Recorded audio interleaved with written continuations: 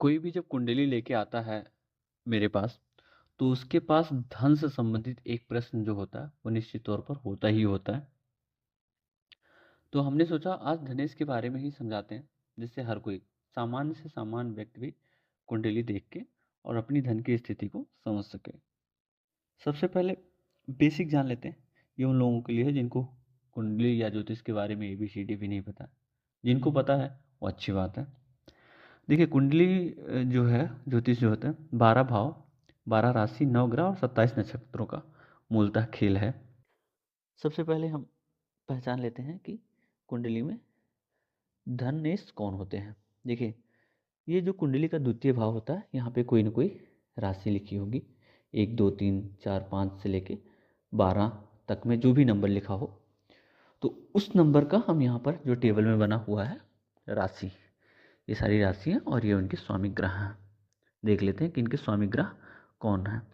तो जो यहाँ पर स्वामी ग्रह होगा वही धनेश कहलाएगा। जैसे फॉर एग्जाम्पल के लिए यहाँ पर 2 नंबर की राशि लिखी हुई है, तो यहाँ से आप देखेंगे शुक्र इसके स्वामी ग्रह हैं।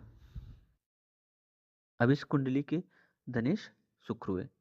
ऐसे ही आप लोग भी अपनी कुंडली में है देख लीजिए, जो भी यहाँ द्वितीय भाव में राशि लिखी हुई है उसके यहाँ पर से देख लें कि स्वामी कौन है, वो आपके धनेश हो जाएंगे।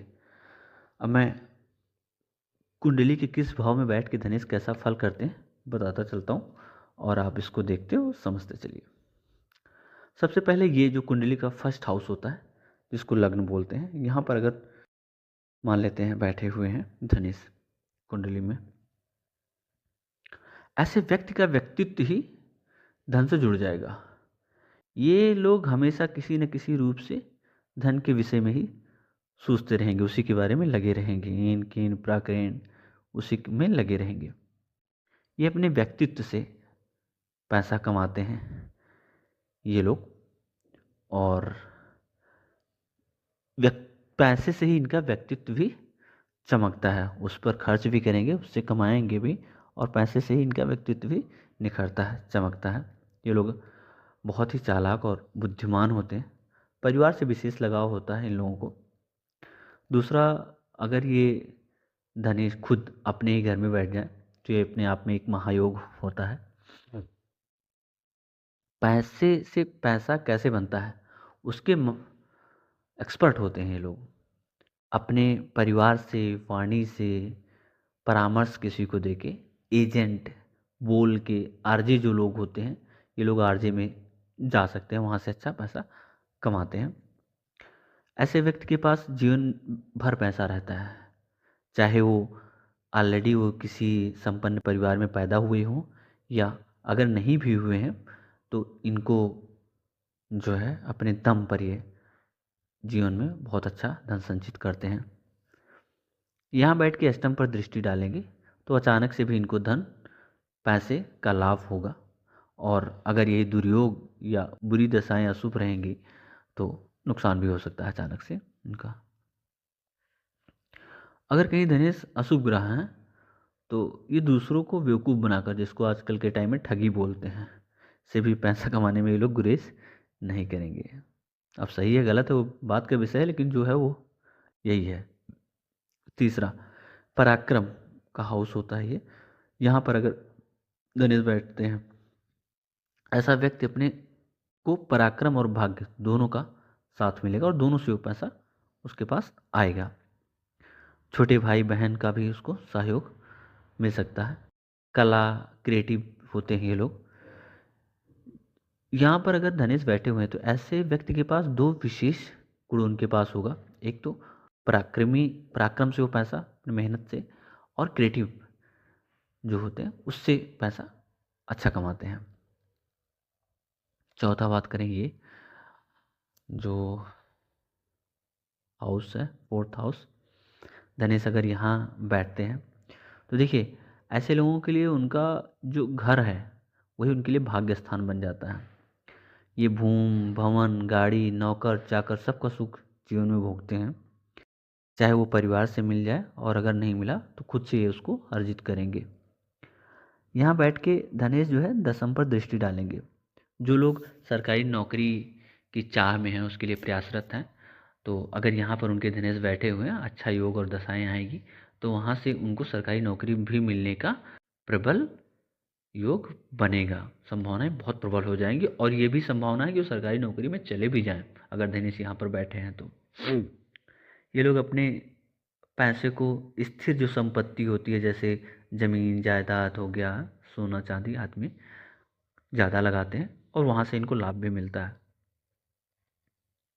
5वां भाव में अगर धनेश किसी के हैं, आप लोगों ने देखा होगा आपके आसपास कुछ ऐसे लोग होते होंगे जिनके जीवन में जो उनके जब बच्चे आते हैं तो उनका जीवन पूरा बदल जाता है, वहाँ से उनको यश, मान, सम्मान ज़्यादा प्राप्त होता है। वो ऐसे लोग ही होते हैं जिनकी कुंडली में धनेश का प्रभाव 5वें स्थान में होता है। अच्छा, आप यहाँ बैठेंगे तो यहाँ से वो लाभ भाव को देखेंगे, तो ये इन लोगों को वहाँ जो भी अपने ज्ञान से, शिक्षा से, कहीं टीचिंग लाइन में आदमी वो हो सकते हैं और वहाँ से इनको लाभ मिलता है।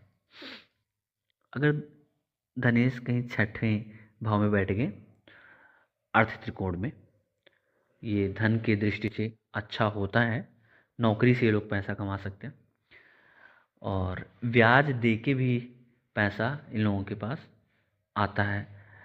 डॉक्टरी के लाइन आदमी ये लोग जा सकते हैं। ऋण जो है उधार दे के भी कहते हैं ना, या उधार ले के भी कुछ लोग होते हैं, और लोन लिए और लोन से ही कोई बिजनेस खड़ा कर लिए, कोई काम कर लिए जिससे उनका इनकम का साधन बन गया, तो यहाँ से वो देखते हैं। लेकिन उसमें एक चीज़ ध्यान रखिएगा कि अगर कोई धनेश जो है शुभ ग्रह है और वो यहाँ पे बैठ गए, तो ये लोग अगर किसी को पैसा देंगे तो पैसा फंसने की पूरी संभावना रहेगी। संभावना क्या, कभी न कभी किसी न किसी रूप में पैसा फंस ही जाएगा इन लोगों का। अगर धनेश 7वें भाव में बैठे हुए, ये पार्टनर का होता है। व्यापार से इन लोगों को पैसा, अगर ये लोग व्यापार में हैं, किसी भी व्यापार में हैं, तो वहाँ से इन लोगों को पैसा कमाने की संभावना बढ़ जाती है। ऐसे लोग अगर व्यापार में नहीं हैं, किसी अन्य माध्यम से अपना जीवन यापन कर रहे हैं, फॉर एग्जांपल के लिए अगर नौकरी कर रहे हैं, तो आप देखिए ये लोग कहीं न कहीं सिर्फ नौकरी तक सीमित नहीं रहेंगे, कुछ न कुछ और भी अपना जो है ये लोग प्रयास करते रहेंगे जिससे इनके पास धन आए। सप्तम में अगर धनेश बैठे हुए हैं तो ऐसे लोगों के ससुराल पक्ष से धनी हो सकती है, ससुराल पक्ष से लाभ मिल सकता है, या उनके अपने जीवन साथी ही उनके पैसे वाले, नौकरी में हो, बिजनेस व्यापार आदि में हो, जहाँ से उनको पैसा आता हो सकते हैं। धनेश अगर अष्टम में है तो दो चीज़ें यहाँ से होंगी। नंबर एक, तो धनेश यहाँ बैठते हैं अगर, तो खुद अपने घर को देखेंगे जहाँ से ये अपने घर पर ज़्यादा प्रभाव डाल पाएंगे, उनको लाभ मिलेगा। दूसरा क्या होता है कि यहाँ पर अगर है तो गुप्त धन प्राप्त हो सकता है। जैसे होता है ना, कुछ लोग बोलते हैं गड़ा हुआ धन मिल गया, मिल सकता है अचानक कहीं से। रिसर्च में ये लोग जा सकते हैं, विजिलेंस, खुफिया विभाग आदमी ये लोग हो सकते हैं। अच्छा, ऐसे लोग को अध्यात्म से जुड़ाव भी, लगाव ज़्यादा होता है, और हो सकता है कोई ज्योतिष में भी चला जाए, क्योंकि ये ज्योतिष का भी घर है 8वां, तो वहाँ से भी ये पैसा कमा सकते हैं। 9वें घर की बात करें, देखिए होता क्या है ना, कुंडली में जब धन के विषय की बात करते हैं तो कुछ घर ऐसे होते हैं जो बहुत विशेष होते हैं धन की दृष्टि से, वो अपने आप में ही एक महायोग बन जाते हैं। तो 9वां जो भाग्य भाव है वो धनेश के लिए ऐसा ही एक भाव है। अगर यहाँ पर धनेश बैठते हैं तो वो अपने भाग्य से उनको भाग्य का साथ मिलेगा, उनके अपने बड़े बुजुर्ग ज्ञान आदि का साथ मिलेगा। यहाँ बैठेंगे तो पराक्रम पर उनकी दृष्टि जाएगी, तो ये लोग मेहनत भी करेंगे, और मेहनत जितना कर लेंगे उससे ज़्यादा कहीं न कहीं इनको उसका लाभ मिलेगा, धन मिलेगा जीवन में। अगर धनेश कर्म भाव 10वें भाव में बैठे हुए हैं, सीधी सी बात है, धन और कर्म का एकदम बिल्कुल कोई आसानी से समझ सकता है। कर्म करेंगे तो धन आएगा, और यहाँ पर अगर धनेश हैं तो ऐसे लोग अपने जीवन में सारे सुख जो है कहीं न कहीं जीवन में भोगेंगे। गाड़ी घोड़ा मकान से इनको लगाव होगा, माता से इनको विशेष लगाव होगा, इनके ऊपर, माता के ऊपर गाड़ी घोड़ा मकान के ऊपर ये लोग पैसा खर्च कर सकते हैं और उससे इनको लाभ मिलेगा। जैसे लोग बोलते हैं ना कि माँ की सेवा करना आपको कहीं न कहीं आशीर्वाद ही मिलेगा, लाभ ही मिलेगा। ऐसे लोग जो अपनी माँ की सेवा करते हैं उनको कभी जीवन में जो है नुकसान नहीं होता, उनको आशीर्वाद मिलता है। तो ये सब यहीं से निकल के आता है। अगर धनेश 11वें भाव में बैठे हैं, ये आय भाव जो है कुंडली का, ये भी अपने आप में एक महायोग है धन की दृष्टि से, जो सबसे उच्च योग होते हैं, महायोग होते हैं, उनमें से है। देखिए, धनेश अगर आय भाव में बैठ जाए तो कहते हैं धनेश ही आयस होते हैं। आय होगी, धन होगा, धन हो से ये आय बना लेंगे। तो ये अपने आप में एक बहुत अच्छा योग है। ये लोग अगर कहीं स्थिर जो है संपत्ति है उसमें पैसा लगाते हैं तो वहाँ से इनको उत्कृष्ट लाभ होता है। जैसे प्रॉपर्टी में लगा दिया या कोई भी स्थिर संपत्ति में पैसा लगाया, वहाँ से इनको लाभ ही मिलता है। आखिरी भाव जो है 12वां भाव, अगर यहाँ पर धनेश 12वें भाव में बैठ गए, विदेश से लोग पैसा कमा सकते हैं। लोग विदेश जा सकते हैं या विदेश की किसी कंपनी को ज्वाइन कर सकते हैं, कंसल्टेंसी प्रोवाइड कर सकते हैं किसी को, तो इस तरीके से विदेश से पैसा कमा सकते हैं। ऋण से इनका संबंध बनता है डायरेक्ट, तो ऋण भी दे सकते हैं ये लोग और ले भी सकते हैं, वहाँ से भी इनको पैसा आ जा सकता है। आप लोगों ने सुना होगा ना, कुछ लोगों को जैसे कहते हैं कि ये जितना ही पैसा खर्च करता है उसके पास पैसा उतना ही आता है। तो ये अगर किसी के जीवन में आप देख रहे हैं, आप देखिएगा कहीं उसकी धनेश 12वें भाव में, व्यय भाव में ही तो नहीं बैठे हैं, वहाँ से भी एक योग बनता है। तो ये था आज का हमारा वीडियो जिसमें हमने विश्लेषण किया धनेश का। देखिए, ज्योतिष इतना भी मुश्किल नहीं है, अगर थोड़ा थोड़ा ही कोई इसको ध्यान देता है और पढ़ता है तो बेसिक्स तो उसकी क्लियर हो जाएंगे। और आजकल के टाइम में मुझे ऐसा लगता है कि हर किसी को ज्योतिष का बेसिक्स क्लियर होना चाहिए। अगर उसको क्लियर है तो उसको उसका लाभ जीवन में कहीं न कहीं किसी न किसी रूप में ज़रूर मिलेगा।